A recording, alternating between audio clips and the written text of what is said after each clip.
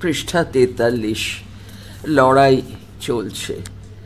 কৈশোর পেরিয়ে কেকার জীবনে নতুন এক পর্ব শুরু হয়। স্কুলের গণ্ডি পেরিয়ে সে কলেজ জীবনে পা দেয়। উচ্চ মাধ্যমিকের রেজাল্টের পর বাবা বলেন, মুনি তুই কমার্স আর নিস না। কমার্সের অঙ্ক হিসাব এত থাকে যে তোর চোখের ওপর চাপ পড়বে। তোর চোখের অবস্থা খারাপ ছিল, এখন তো প্লুরিসিতে আক্রান্ত হবার পর তোর দৃষ্টিশক্তি আরও দুর্বল হয়ে গেছে। এখন তো তুই আগের চেয়ে অনেক বেশি ঝাপসা দেখিস, ফলে তুই অত পারবিও না করতে।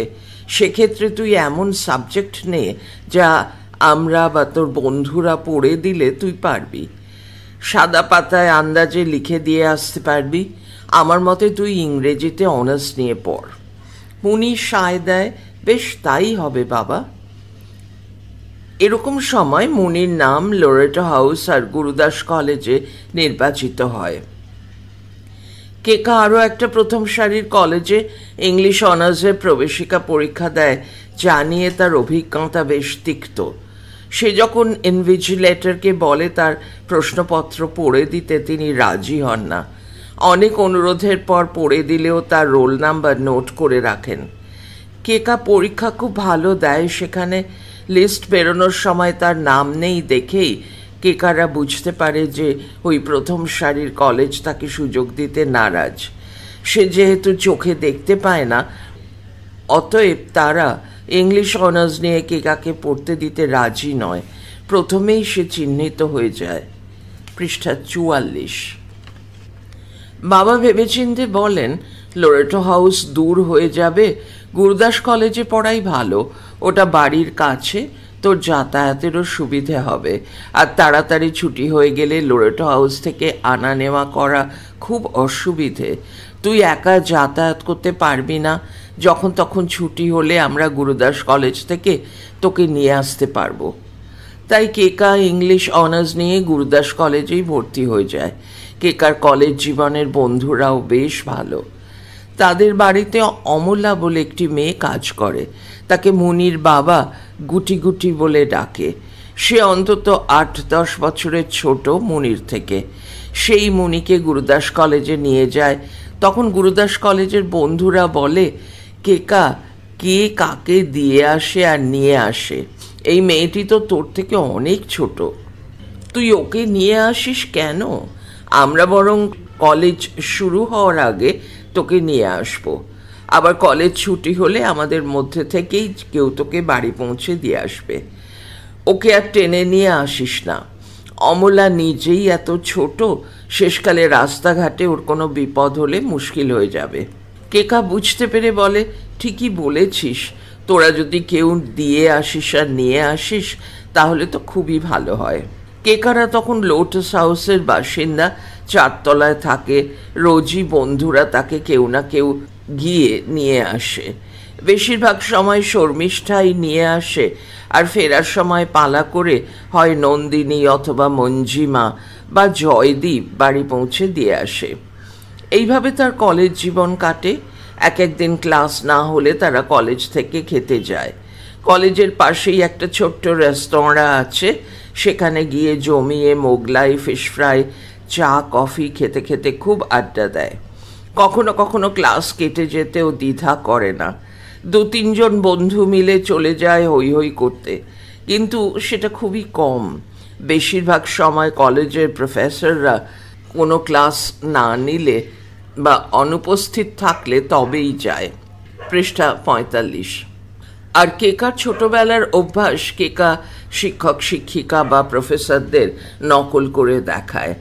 অফ পিরিয়ড হলেই বন্ধুরা আবদার করে, এই কেকা তুই একটু টিচারদের নকল করে দেখা, এই কেকা একটু গান শোনা দেখি।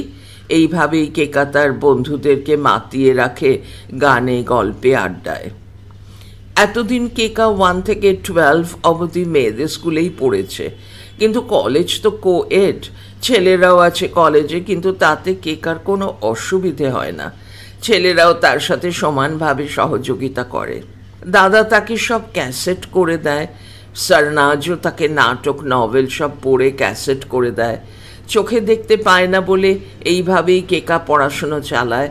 আবার গুরুদাস কলেজ থেকে ফেরার সময় যে বন্ধু বাড়ি পৌঁছে দেয়, সে নন্দিনী বা মঞ্জিমা যেই হোক না কেন 1 ঘন্টা সময় করে বই পড়ে দিয়ে যায় কেকাকে। পড়ার ফাঁকে মাঝে মাঝে তারা ঝালমুড়িও খেয়ে আসে। কলেজ জীবনও সে বেশ মজাতেই কাটায়। পার্ট 2 পরীক্ষার সময় কেকা একটু মুশকিলে পড়ে। কেউ ওকে পড়ে দিতে চায় না, কারণ সবাই নিজের পড়া নিয়ে ব্যস্ত। সামনে ফাইনাল পরীক্ষা, যে যার স্ট্রিমের পড়াশোনা করছে জোর কদমে। কেকার তো তখন মাথায় হাত, কি করবে সে এখন? কোনো রিডারও পাওয়া যাচ্ছে না। সেই বিপদের সময় তার স্কুলের বন্ধু সুজাতা সাহায্যের হাত বাড়িয়ে দেয়। সুজাতার নিজের দাদা সুপ্রিয়দা এসে কেকাকে পড়ে দিয়ে যান। সেই দাদা আজ আর পৃথিবীতে নেই, কিন্তু কেকার তার কথা খুব ভালো করে মনে আছে।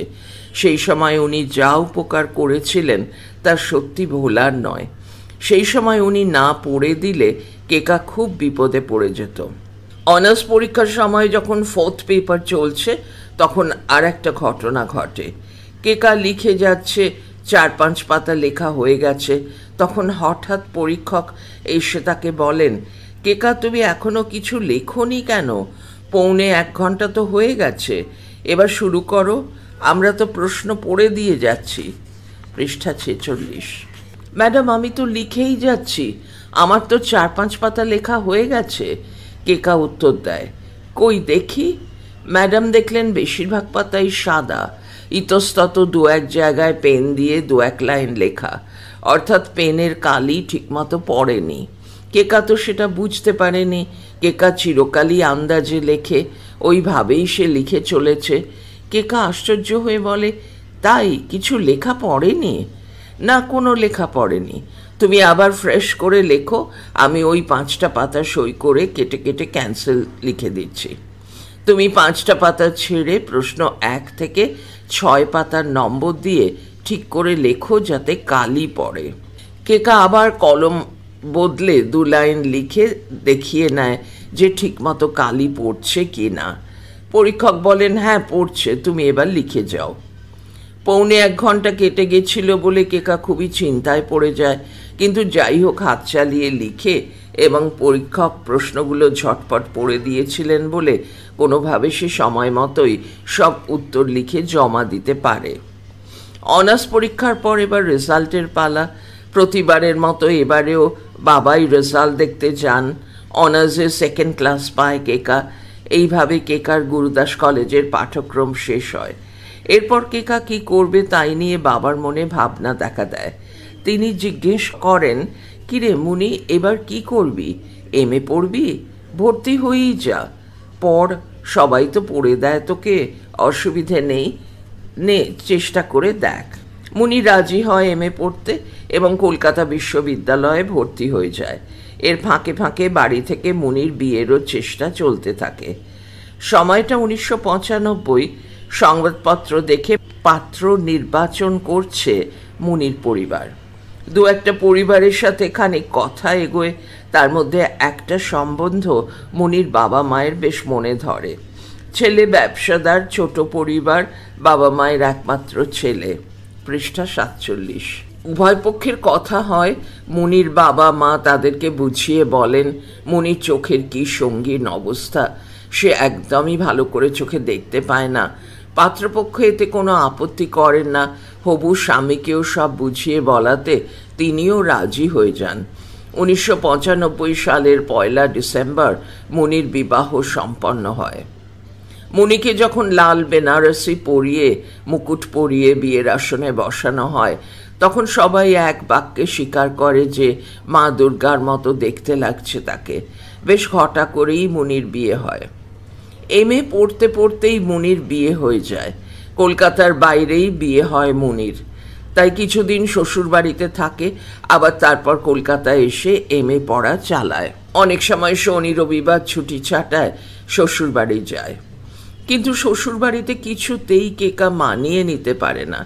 তার মূল কারণ হচ্ছে কেকার স্বামী ক্রমাগত কেকাকে বলতে থাকে, কেকা তোমাকে আমার একদম পছন্দ নয়, আমি আমার বাবার পছন্দতে বিয়ে করেছি। তারপরে তুমি তো চোখে কিছুই দেখতে পাও না, কোনো কাজই তো করো না, কাজ না করলে কি হয়?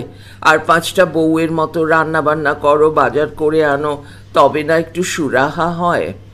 কেকাও বোঝানোর চেষ্টা করে, আমি তো ছোট থেকে এগুলো কিছু করিনি, তাছাড়া আমি তো চোখে ভালো দেখতেও পাই না, বাবা মা তো তোমাকে সব বলেই বিয়ে দিয়েছেন, তাহলে তুমি এরকম করছো কেন?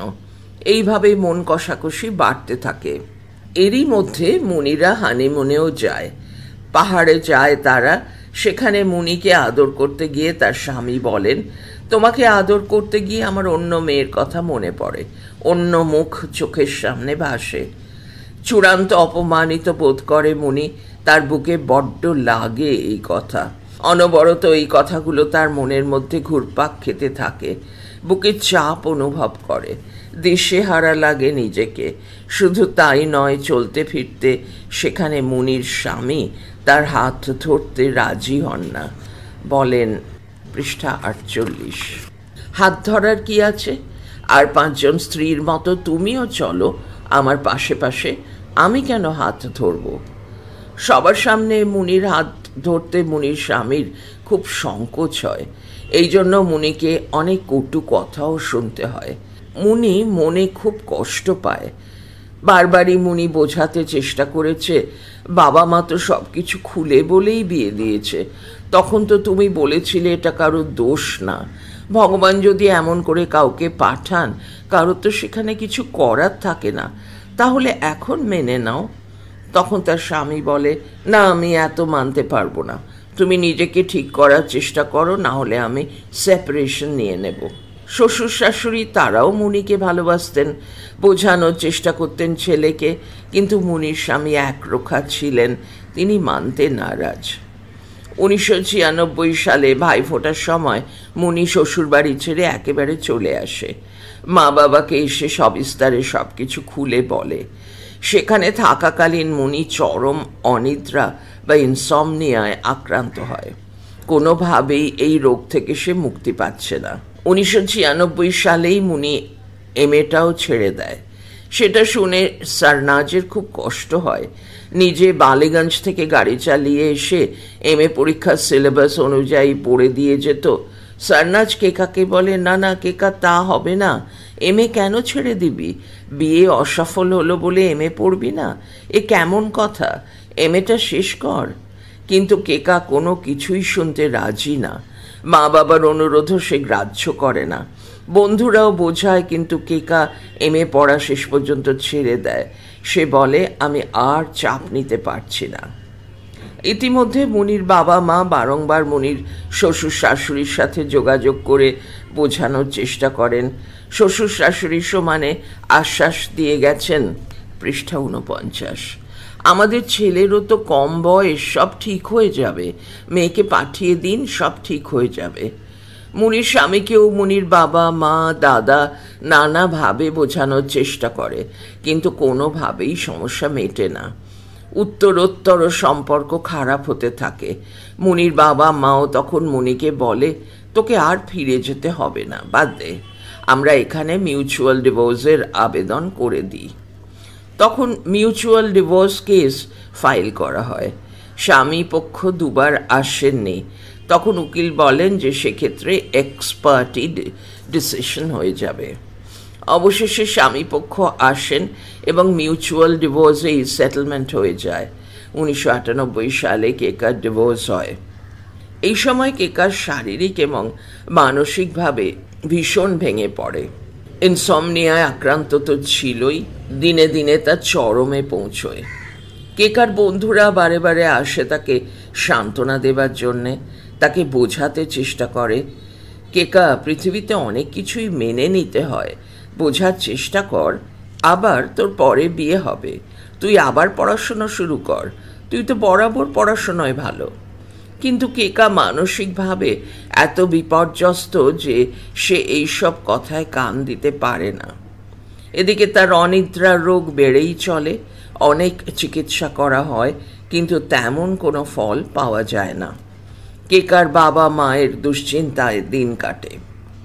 পড়া চলছে পরের ফাইলে।